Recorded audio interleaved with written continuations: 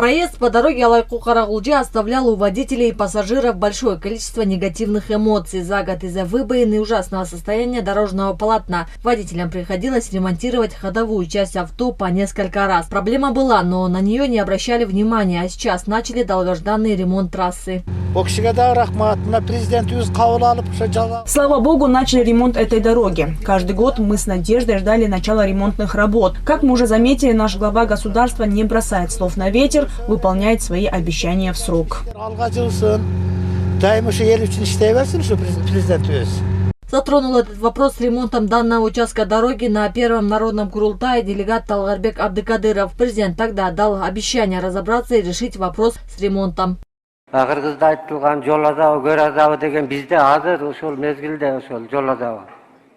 Мы сейчас испытываем большие трудности и неудобства при проезде по данной дороге. Прошу вас дать соответствующее поручение министру транспорта и о начале ремонта данного участка дороги.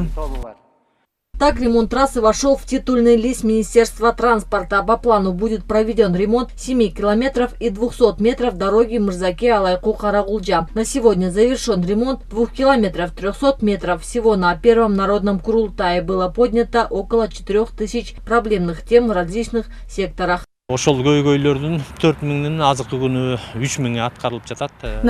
из 4000 поднятых проблем на Курултае решается около 3000. Я в свое время на Курултае, как делегат от города Бишкек, поднял вопрос о строительстве в год не менее 10 школ и детских садиков. Все социальные вопросы касательно строительства соцобъектов, дорог и обновления материально-технической базы решаются. Ну а сегодня же состоялось первое заседание оргкомитета по проведению народного курултая. Сюймбек Касмамбетов подчеркнул, что основной задачей членов оргкомитета является организовать народный курултай, а не вмешиваться в политику. Мы будем технической группой, которая поможет организовывать народный курултай. По всем вопросам, касающимся документации юридических норм для делегатов и госорганов в этих вопросах, мы будем помогать и направлять их. Основной задачей членов оргкомитета является организовать народный курултай, а не вмешиваться в политику.